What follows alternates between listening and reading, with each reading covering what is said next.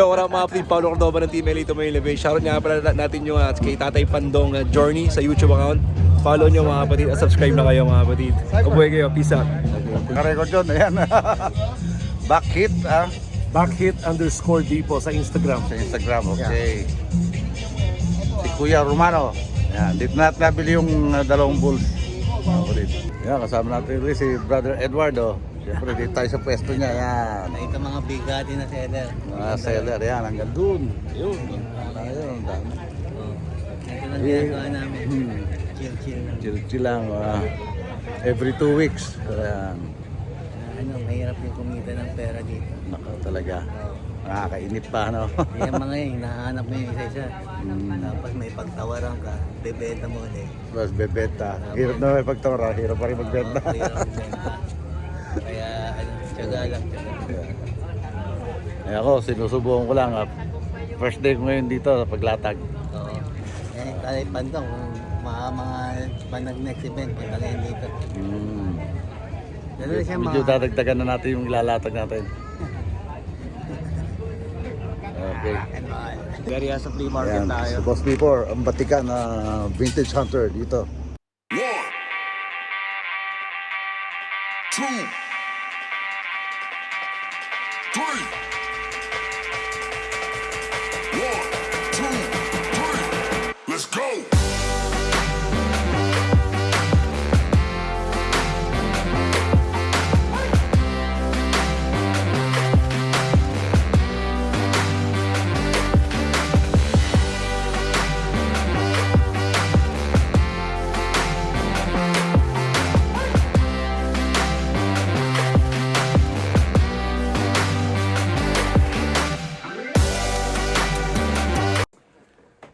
What's up mga kapatid? Panibagong araw, panibagong vlog tayo. Ngayon ang vlog natin ay pagkaraniwan din lang yung mga napapanood nyo dati sa mga vlog ko na mag-unboxing tayo mga kapatid. At kasi meron tayong na-purchase sa eBay. Kaya sa mga kaibigan natin na vintage hunter na mga items, siyempre, lalo na ngayon, yung medyo umaano ngayon yung ating 49ers at kaya yun ang ating mga na-purchase sa mga kaibigan natin at saka si eBay. Okay, eto mga kapatid, umpisahan natin. Ito, meron akong siyempre, hindi mawawala yan, hat na logo, Sports Specialties. Kaya lang ito, parang medyo maliit. Hindi ko alam bakit. Yan di ba? Ito mga kapatid, binuksan ko na to kasi hindi na masabay-sabay siya dumating. Kaya siyempre, tinitingnan ko kung mayroong damage kasi. Siyempre, babalik natin yan. Yung, lalo na yung sa eBay, pwedeng ibalik. Yung sa mga, galing sa mga tropa natin na vintage hunter, hindi natin kaya na ibalik yon. Pero itong eBay, pwede balik. Kaya binuksan ko na yung mga box at para tingnan kung may damage. Kung may damage kasi babalik ko. Ito yung isa, di ba? Ito Bangladesh yan mga kapatid. Ito ngayon, yan. Di ba mga kapatid? Yes, that's what it is, see? Di ba? Okay. Next one. Ito, sombrero pa rin. Wow. Ito nga ito talagang pinurchase ko. May diferensya na to. Ayan yung wala siyang strap. Kaya papagawa na lang natin. Uti mo kasi siyempre para natin makuha sa mababa. Kaya pero gagawa natin ng paraan para naka-order na ako ng strap niyan. Pag dumating, ipapagawa natin. Kahit ako na lang tumahi kasi may makina naman kami rito. Okay, yan mga kapatid. Di ba? At ito ang pangatlong sombrero natin. Siyempre, yung pa rin. 49ers pa rin. Vintage ng New Era. Ayan, Pro model. Made in USA, oh. Fitted siya. Oh, di ba? Di ba, mga kapatid? Ayan, di ba? Ang ganda, oh. Ang ganda. Ito ay Pro model, New Era, 5950. Team NFL. Okay. Tapos, meron tayong ito.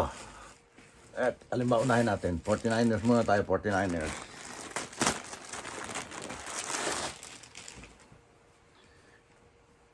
Ito, nakakuha natin sa mga kaibigan natin na vintage hunter. Kasi nga, medyo uso, ano ngayon to, nasa winning streak, kaya kumuha tayo dahil maraming umu-order na mga ganito. Ito naman, Nike may gawa. Oh, di ba? May konti siyang dumi. Siyempre, kasi vintage, pero mawawala yan. Ang in-order ko nito, XL. Yeah, I think XL to. Oh, large din lang pala to, pero parang kasya sa akin. Pwede natin pang dahil magtataglamig na rito, kaya siyempre susuotan natin yan. Ang ganda eterno to rito, diba? Yan, oh. Ang ganda, diba? Okay. Aha. Tapos meron din tayo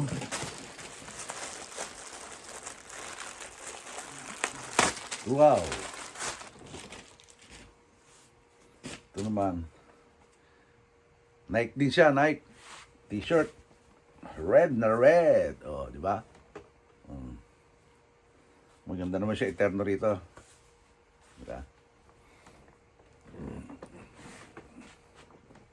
Yes, yes na yes.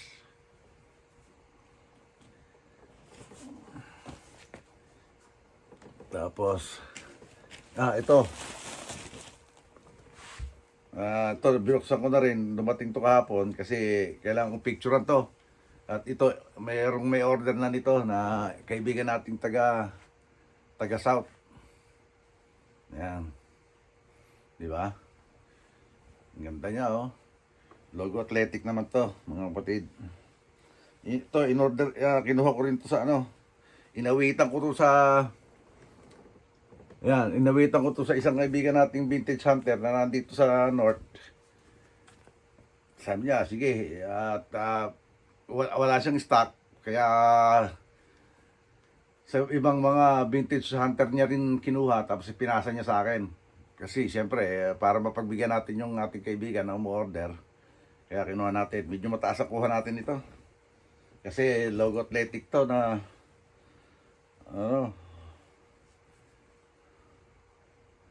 made in China, di ba? Pero kung mga made in Vietnam or Indonesia or medyo mababa, pero to China at saka US ang matataas ang presyo rito. Okay, tapos meron tayong last one. Sandali lang.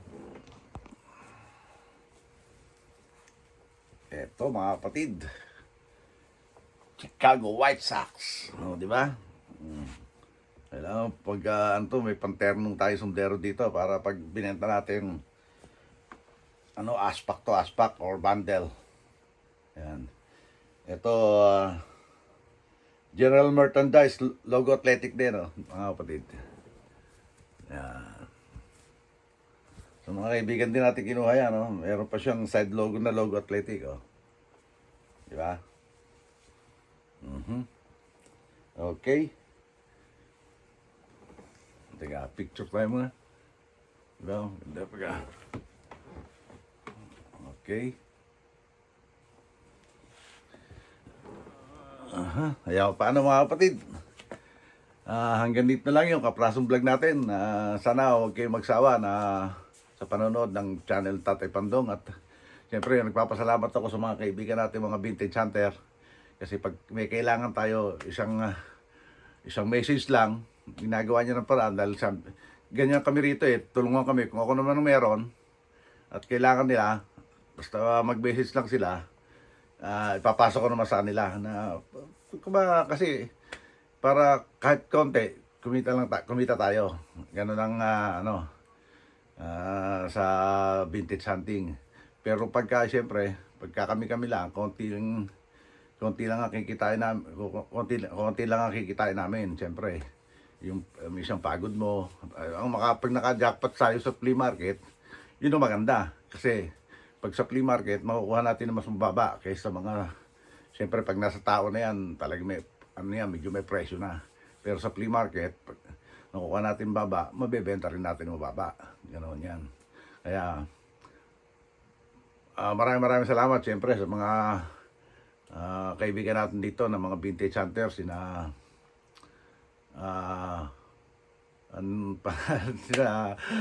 nalimutan ko lagi pangalan ni Kuya Romano.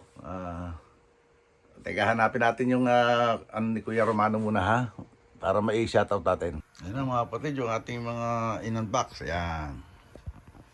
Ayan siya, oh. Diba?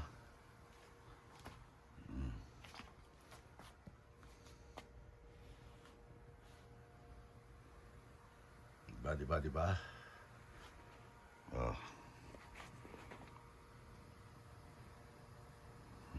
Okay. Ayun pala, maraming salamat kay Kuya Romano. Ang Instagram niya is Bucket Depot. Yan. At saka kay Filipino Picker, si kapatid Edward Ruiz. Saka siyempre, si na P48, Paulo Cordoba ng LA to Manila Bay. Sino pa ba? Isaya ng Vintage Plus. Richard Talks ng Custom Print. Si Bricks Parungaw ng Salakot Style dito sa Northern California. At marami pa iba, yung iba hindi ko si Percy. Yan, si Percy. Yan ang mga mabibigat na vintage collector at seller.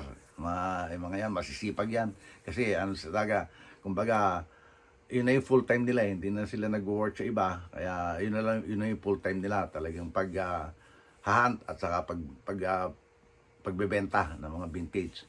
At syempre, maraming salamat din sa Sword community. Kasama dyan ang Sword Team USA,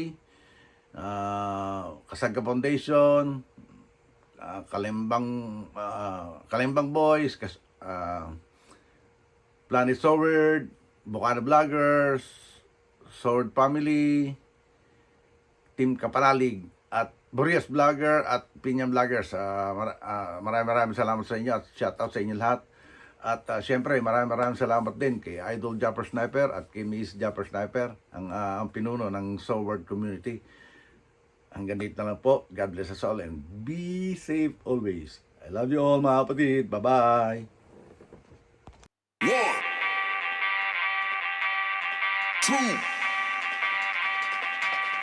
3.